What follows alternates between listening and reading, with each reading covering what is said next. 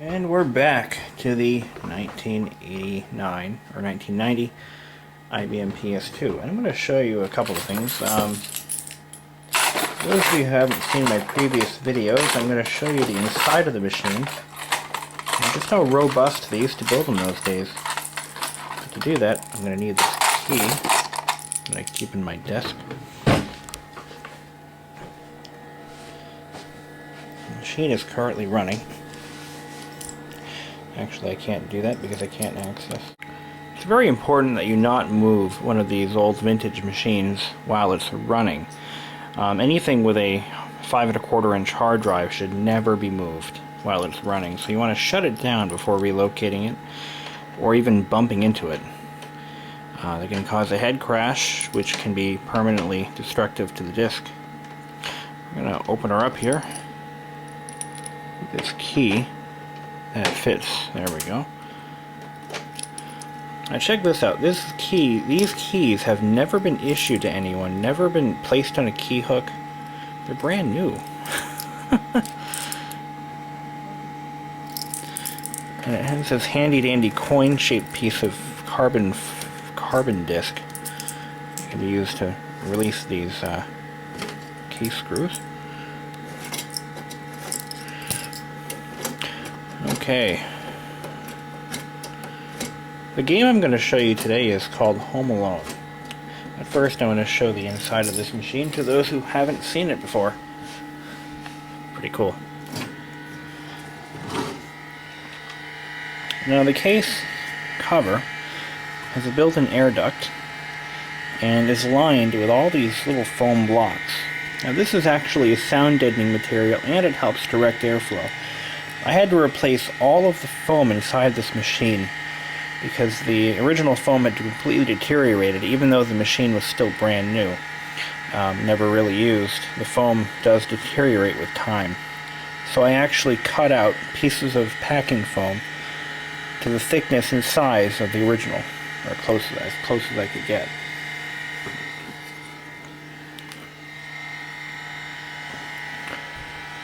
Now inside we have a rather massive logic board that extends from the base of the bottom of the case all the way up to the power supply.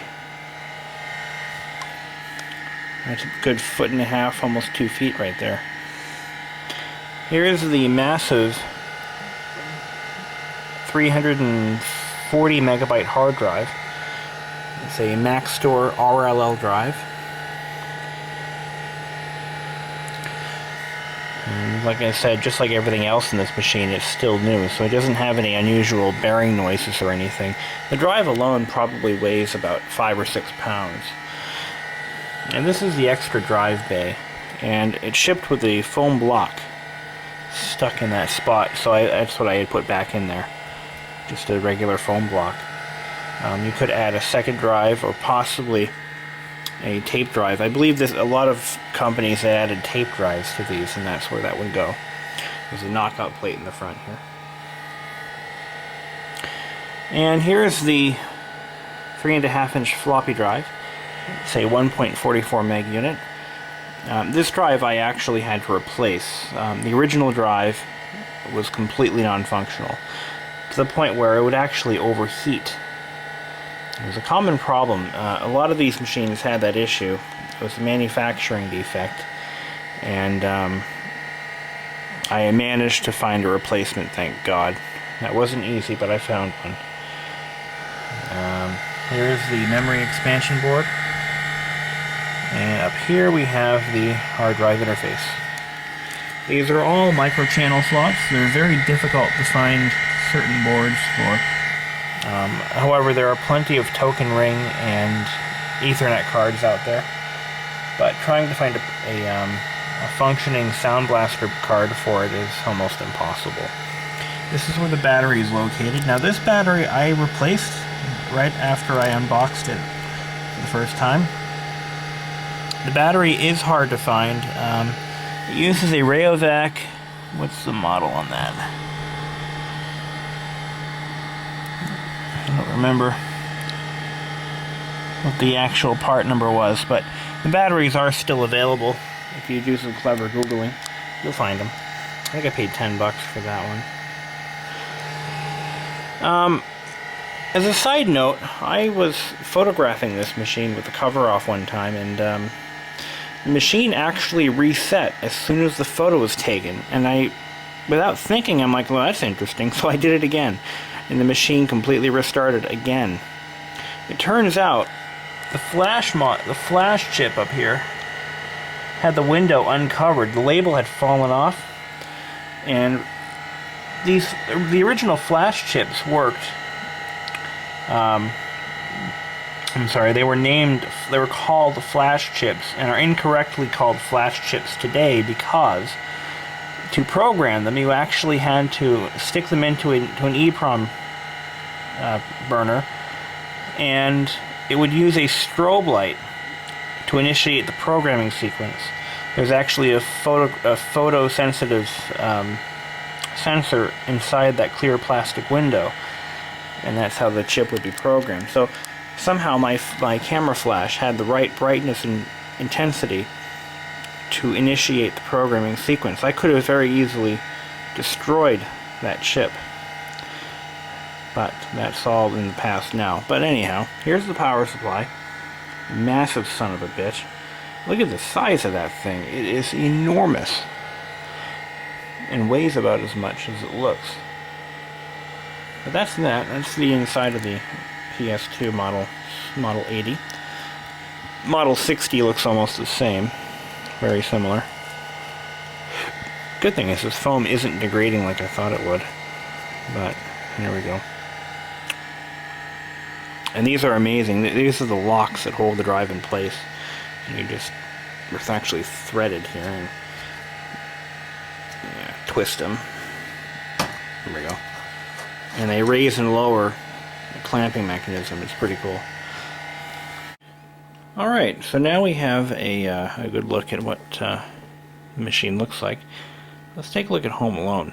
Now, this game has the best graphics I think I've ever seen on any video game of this time, from this time period. The game was released in 1991, and as a side note, Home Alone was the second movie I ever saw in a movie theater. I was about 7 years old, and yeah, about 7, 8 years old, and I saw Home Alone in the now demolished Canad Cinemas in Nashua, New Hampshire. And it's actually a Bugaboo Creek now. It's a steakhouse. They tore down the whole building. But that aside, let's go ahead and check out the game. This is very similar to the game that was released for the Game Boy. And this is actually a hacked copy, so the security code doesn't matter. Whatever I put in there will work. There we go. I found this game on Abandonia.com.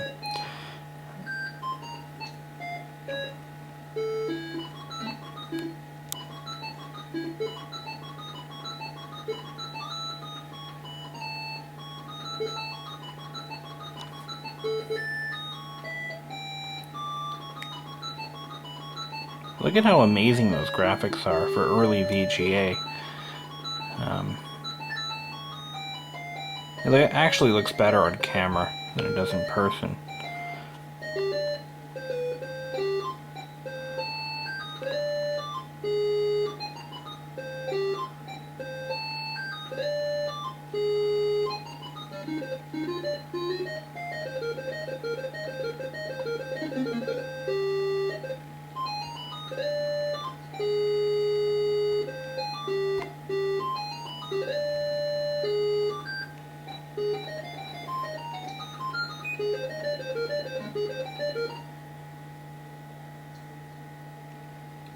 Okay, this is a side-scroller game, and the object is to pick up items in the book or in the room.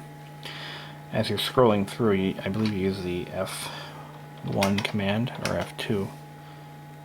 No, I think I have to jump. So Z is jump, X is the action key, And I'm pretty sure F1 was the button to pick up items. But look at how realistic these graphics are. These are actual photographs, obviously, that were modified to look good on a VGA monitor with almost no video memory. But for some reason the game is acting up. I should be able to pick up that book that's flashing by hitting F1 or F2. But obviously I'm not using the right command. But you get the idea. And you basically walk through the rooms picking up these items. And once you gather the correct items, okay, you place them in various spots in the house. And the idea is to set up a trap. So when Merv and Joe Pesci try to break into the house, they are foiled by your traps. That's, of course, how the game is supposed to work. And I think I just walked through the front door. There we go. Now I'm outside of the house. Oh, walk back in again. Here we go. So now I'm going to walk outside the house. And I'm going to pick up that skateboard. Can I do that? There we go. It did work. So I just picked up the skateboard. And once you have items, the game will suggest places to put them. For instance, here. See? I guess I can't walk any further. So I'm going to go back inside the house here.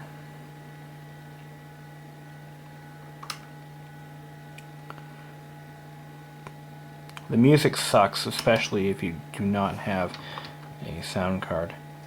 To drop the items, use the F1 command or the F2 command. No. How about X? No.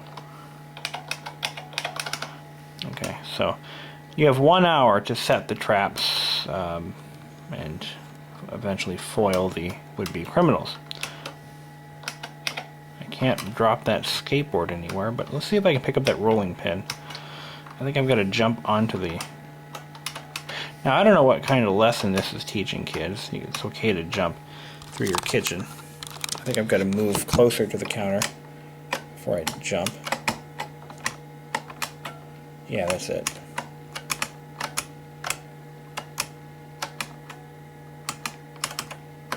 Okay, that's not working today.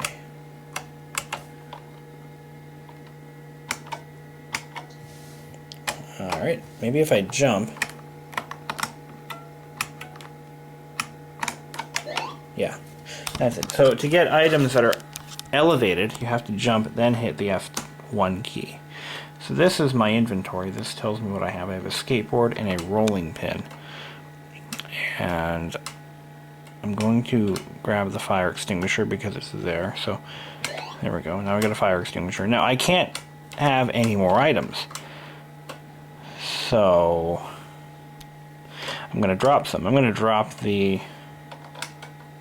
There we go. I'm going to drop the skateboard.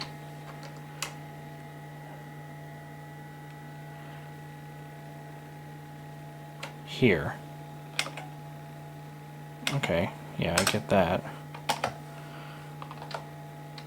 So I'm still learning how to play the game. Obviously, it's kind of a pain in the neck. But anyway. So you get the idea. Now, once I'm done setting traps, let's pretend I'm done and I made my house secure. I hit the tab key. No, I hit the... One of these keys kills the timer. And for... Oh, F3 to drop the item. There we go.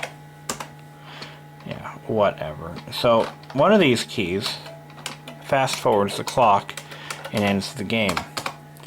And I can't, for the life of me, figure that out right now. It's kind of a weak game. I really don't like it, but there you have it, Home Alone. And there's no menu that tells you what keys do what, so you've got to kind of figure that out on your own. But anyway, Goodbye.